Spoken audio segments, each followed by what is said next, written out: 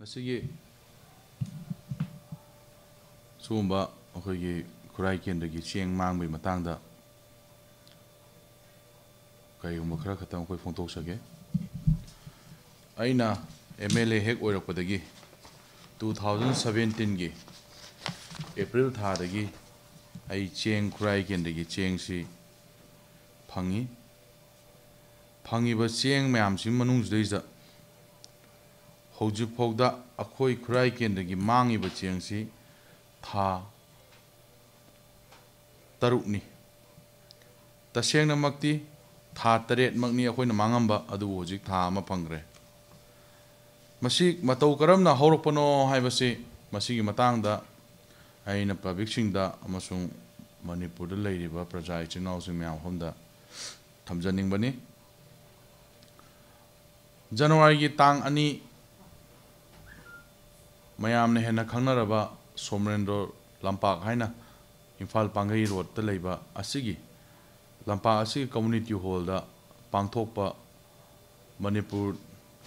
yasumba newspaper mayam gi hawker singi program amada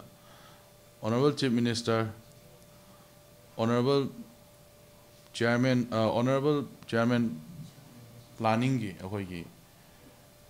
Deputy Planning koi Siri Sorokhaibam Rajen amasung Honorable Minister Siri Karam Shyam Kevin Pidi ada ai isamak yawi numina si function na stage da ada ai koi kurai kendri chieng si yam matam sang na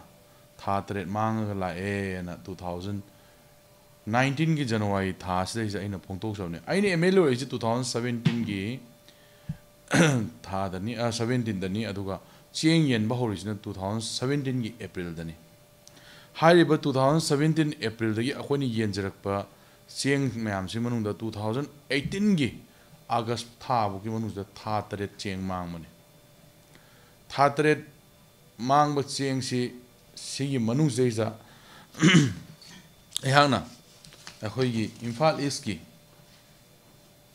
police ki makok thongba SP da aina Mars ki tang ani da chi mathai hariba CSA za aina palli hojiki hariba chieng si mangen sigi che je thaba gi matung da di tha ki ba matung da di akoina hojiki hariba tha ma ji pirak kyuni tha tare ki matung adigi tha taruk khatanga hore tha taruk si akoina PO na Honorable Minister says that hoi yam chumi Honorable Minister na in written da mongon da PD habadi chumi adubu aina in written da District Supply Officer da aina pi maram de cancel do man oi bani nan ada ai magi da chalaga nong ta ai haide haipam ju thokte maram di sona khanda District Supply Officer no tawdo thok tu mantri da mongon da ai haide adubu mana lauk thombo kurai kendra prajai chinau jingi chieng am ta mangba leite loino phangi loino pi khrena hai madui matung ina ne ba aina claim tawjara isidi adana hojiki haiba June gi tang 30 da ai gi PS na FIR amuga muktawi tha taru wali 7 months manunda 1 month pire aduna hojik 6 month wali na khoi sigi FIR silere aduna haiba tha se mathang tawrpo matam jeida contractor na noma June gi tang kun marida mangon da leire kurai kendra gi praja ichin naw singna paisa pirak tabdagi cheng se pi gi da bane na adamaina hai ado my custody de leire ne yam clear oina newspaper mayam punamaki front page da advertisement oina tholakhi bani aduna huji hariba sumba kenosi tawkhroba matung seisda akoina haire sieng se pibiro na akoi nominee si thare hani nominee do already akoi sumba problem se la padi sintokre ado no fresh nominee ma koina khalli ado hanai ama khakna tawbo si mayam na pen dre na koina mi mari gi oiba ama khallaganda huji ki hanagi nominee sina nangi period ki matamni masi loisandaba yaroina hairaga hujiki haiba thoi thoi allies body haiba stage akoina hairaga mana sudum akoi mamangda dum phone tawi aduga dum chengsi pige haibadi sungai haigide adumai sum taknarakpadagi akoina sugumba chengi problem si tholapani aduna piu haibasi mana ahamba tangkur mari sa hairambasi dum piramagadi akoina pige haibasi piramagadi dum piba yabane adu mana chengsi monda deposit tawgadabani ga haiba adagi summa mayam si niyom se masi matem tang ai thamjage chengsi akoi gi si khurai kendra da lei si sok kuntre le sok kuntre che sok kuntre sina nominee gi khuthang da tawraga akoi gi district supply officers dei da deposit tawrani aduga deposit tawriba slip to paira kanda nasai gi hairiba godams dei da hojiki contractor sina chinga aga porakadabani adubo hojiki nominee sina moi aduga food and kano sigi moi gi hojiki hairiba kano se kuntre se fair price shop kuntre se fair price shop kuntre siga moi kamain tawraga cheng si tawnabano adegi haibana chimbudu khoi khangdre adu hojiki hairiba cheng sing asi mayam do loi yonanabu moi chelam anu hojiki fair price shop kuntre sina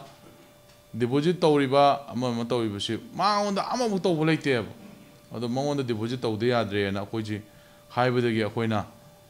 deposit tawrage cheng pige haide mu second time mukamanu mu hairakpadagi adu si media ai kuthang da hairakpani media ai kuthang da hairakpadi akoina second time si amuka chatlaga hojiki hairiba deposit se tawrage na akoina thirubada magi office leramdre news check on haibisi leramdre adugi mathangi numita mayam praja ichinau su mayam punamakna amasung fair price shop su mayam punamana akoi hana deposit tawhundu tawrase na hojiki hairiba Imphal SDC office ki manung da leiba sugumba kano sida akoi district supply officers da akoi chatlaga ai isa yawi moina contractor digi against contractors digi favor da haitare moina sida paisa si lupa lakh kunmanga ga lising kuntrain thoi chanipan kunmanga si moina receive tawe adu masidani aina na saigi mamangda thamjagibdo honorable minister na cheng di khurai kendra gi di diu leite na hana haire adegi cheng su loi lawre na haire contractor sina chingthokim ni ko adu lawre na haire adu igadi cheng lawri ba mi si karmain tawdana monda cheng pibano ba khoi khurai kendra nonde authorization di aina nominees da pibani ko adegi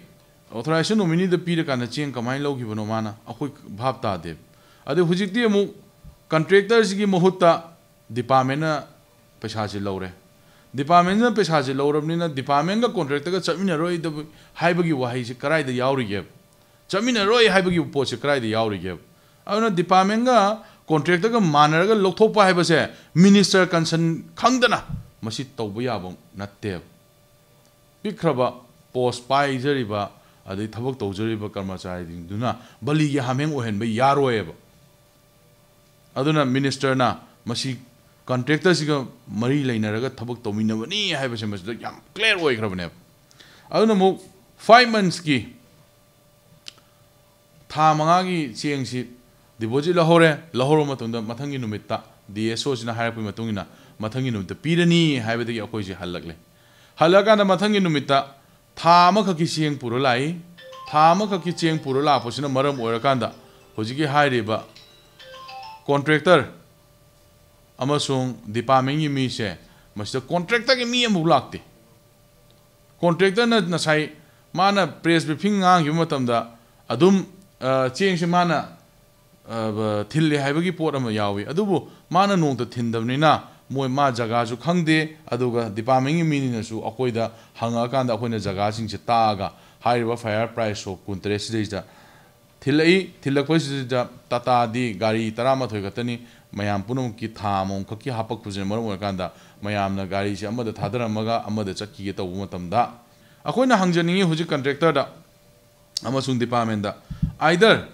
department na ngangi bawasi logodra contractor na ngangi wasi logodra minister ama oina leibiragadi hairiba bibhag asidisda keb and pd gi सुगुम्बा any problem अमा थोलकप मतमदा माना यंगसनबम थोक्तबरा माना हंगमम थोक्तबरा अदुगी महुत्ता हाइरिबा contractor असिगा लौतुनरगा खुराई केंद्र की प्रजा इचिन नाउजिंग मांगन वाहन बिरिबसे करिगिनो 2017 की अप्रैल दगिना 2018 की अगस्त फोकी मनुंगदा था तरे की सेंग मांगरबो मतुंगदा था अमगी पिबिरगा था वालहौरिबा था तरुक से पियो हाइबा मतुंगदा था मंगागी पिरगे हाइदना प्रजा मियामसिन वखल नुआइना लेरिंगाई टाइमिंग असलेदा ऑनरेबल मिनिस्टर असिना मीडिया दा फोंगतोरई हाइना करम हाइना था तरुक हाना खुराई केंद्र की मनुंगदा लौगिबा था तरुक से सिगिसु लुपा लाख 1,50,000 चहुंग मौद्रा से कॉन्ट्रैक्टर ने डिपॉजिट तौरगा पीखिबनी हाइजे अदुना ताकपदी ठिकादारसिना डिपॉजिट तौरिबा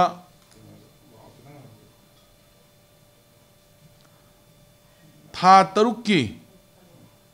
लुपा लाख 1,50,000 चहुंग मौद्रा जी ठिकादारसिना कॉन्ट्रैक्टर्सना डिपॉजिट तौखी अदुगी मतुंगदा खुराई केंद्र की प्रजा इचिंगनाउजिंदा हुजिकी था तरुक सिनतेको ममांगदा लौगिबा था तरुक से मसी फंगी दमान है अदुइदी हाइरिबा कॉन्ट्रैक्टर सिना तौरिबा थबक थौरम कुदिमक मिनिस्टर सिना कमाइना खंगमनो मसिना ताकोदी मिनिस्टर सिगा कॉन्ट्रैक्टर सिगा लोक्तुनरोय हाइरिबा मरम खराइदा लेगे अदुना नफसागी लेरिबा अखोइगी एक्स जिसदा यावरिबा जिसदा Sumba concern minister अमसुंग contractor सिगा पुन्ना Sumba थबक थौरमसिंग तौ हाइबगदि अखोइ उदे अदुना हुजिकी हाइरिबा कॉन्ट्रैक्टर असिगा मिनिस्टर असिगा पुल्लगा खुराई केंद्र प्रजा मियामगी चेंग पुनमक छे हाइरिबा था तरुक की चेंग सि मोइना सानबनी अदुगा था तरुक अमगी चेंग से माना हाई क्रेडिट बाकी तौरगा हाइबदि सोलगा चेंग चाबा यारोयना हाइबा वापम जे मसी याम कंडेमेबल ओइबा वर्ड्स ने मरमदि करिगिनो हाइबदा खुराई केंद्र दा फंगिबा था तरुक ममांगी था तरुक से मसी की चेंग खुदिमुक लोइनमु पैसा पीरो मतुंगदा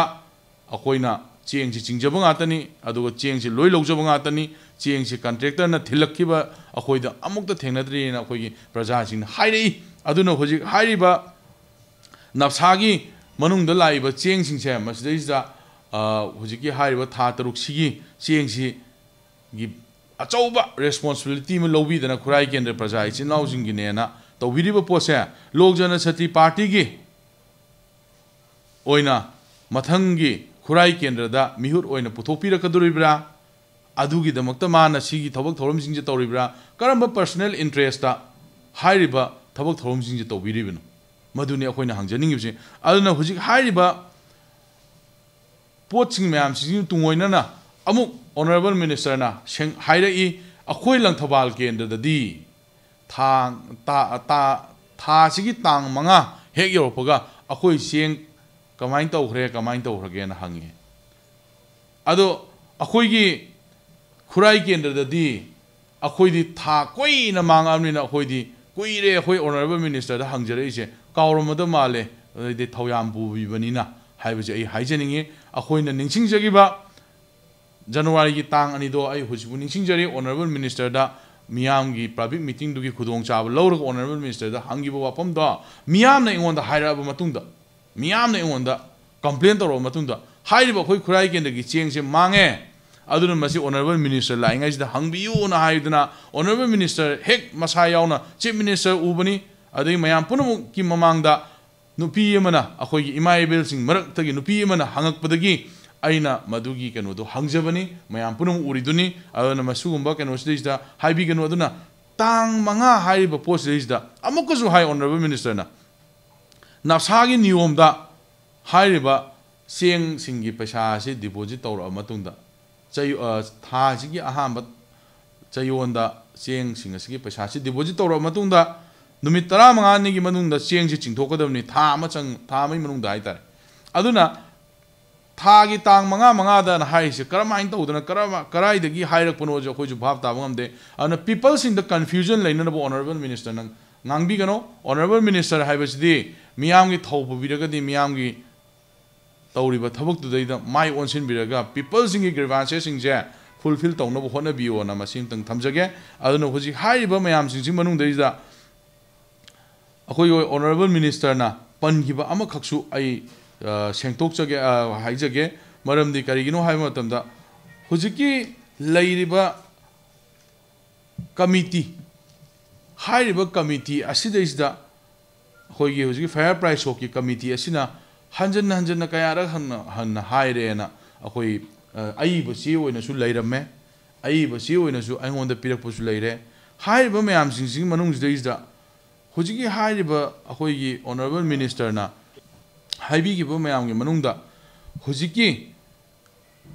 Kurai Kendagi, Praja is in housing, seeing singasi, Pangan Bibugi Mohutta, Hujik Amukarigi, the Mokta contractor as he favored a high bidibino. Contractor the Pabio, Adugan Nana Lotoki but Chien Tamangagis air. Praja in the Yohunio, Habio, a quick Saujeroi, a quick Praja in Yam Pagarzani, a quick Kurai Kendagi Prajamu Paba, Pumani Pudulera Moy, Adu quick Kurai Kendagi Praja in Jar. Patragadi, Amasung Sauragadi Yamna Techada Badumba, Prazangatani Habaje, Honorable Minister Nakawiro Devani. Aruna Adugi, high of a seeing singado, a quick cry can the Prajas in the Pangan Birakanda, Prajas in the Wariba, the Aram Koram was in Jakonji, Prajas in Lairiba problems in a swap of view, Madam the Ahoy no Hujik, Honorable Chief Minister, the Sinajariba Pambase, Ahoy, Prominent Natti. Minister is a prominent natti. Minister is temporary ni. Aduna minister is temporary, minister is prominent natti. Aduna minister na oibiring ay matamda KNPD minister oibiring ay matamda public ki aphaba thabak khara tawbiragadi akhoi khurai kendri praja punamna he na thagalaktana akhoi gi leiriba langthabal da adai langthabal gi constituency da leibiriba akhoi gi ningol sing ong khiba mayam sing na akhoi soidna mateng pang kani. Aduna matamduda Honorable Minister Nasu Hena Hoi Kurai Kendra Praja Singda Nuxir Papauni Aduna Yaragadi Lairaba Labor Praja Kudimakta Amasung Lairabagi Chakau Pairaga Sanagani Hariba Asumba Contractor Amasung Maduga Loktuna Riba Dipamengi Mio Sing Mayam Punamaki Mahumda Akoi Mieng Chamhum Tui Akoi Tung Haloi Akoi Mangjin Thana Akoi Chatkani Aduna Mahana Putokiba, Nankiba Mayam Sing Punamakse, Yumpam Yaudavana Maram Urakanda, Yumpam Yaudaba Masing Yamana Maram Urakanda, Hujiki Hariba, Honorable Minister Panbikiba Mayam Manunda, Haido the Wakayam Haibase, Masio Kurai Praja, Miyangi Mihut Silaga in a condemned Tawi. Aduna Hujik Hariba Masiga Tungoina contractor da Hoigi Hujikti Amu, contractor the Rijab Tore, Amu Haire. Nasigi diamu hayeng na han mamang da haigiba version amani minister gi hojin amu nasigi press media gi briefing da mu haire mahana reserve tawraga khoi gi quantity haiba tare tha manga gi cheng si khurai ken gi praja ichin law sina deposit tawruktabada gi akhoi khurai ken gi praja miyam jing gi mihut ama leina hairam da bang khai contractor sina reserve tawraga akhoi gi asumba Can say Pashasi deposit Tore Matunda, Hujiti, Sarkana Murizap Tore and Habire. And Masi Karamba Larikta, Karamba Jagada, Karamba Niumda, Karai the Yauno, Kumasim, the Napsagi, X, the Yau Ude, and Eki Wang Moda Ekto Viriba, Haitare, Honorable Minister, Karamba, Magi, Tonganba, Authority Ama, when Ekto Virino, I was usually away. Kangjaningi. Aduna Tamangagi, payment Putopiriba, Tamangagi Hariba, Putopidana Putopiriba is in Laosing as a Honorable Minister na Tagat Pimohota Dandi in a PBO, Maduna Kuraki and the Praza, it's in Ausina, a pen boy.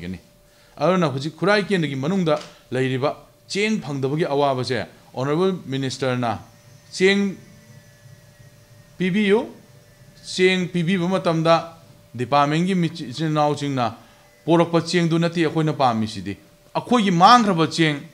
Tatru Mangraba Ching do, Maduni Aquina Pamis. Magi Nasigi, Ato Topa Kendra Miamgi, contractor Oibanina, Ato Topa Kendra Miamgi, Chaktundo, a quick cry kender the PBO have nati. Hujipore Ching Siso, Koyanga de Labor, FCS Godam reaching a propony, Aruna, Masigi Ching, Nati Aquina Pamis, the Mana Lo Tokiba Port to Aquina Pamseris. I don't know, Cheng, Amhane, Hybrid, or Mbay, Adubo.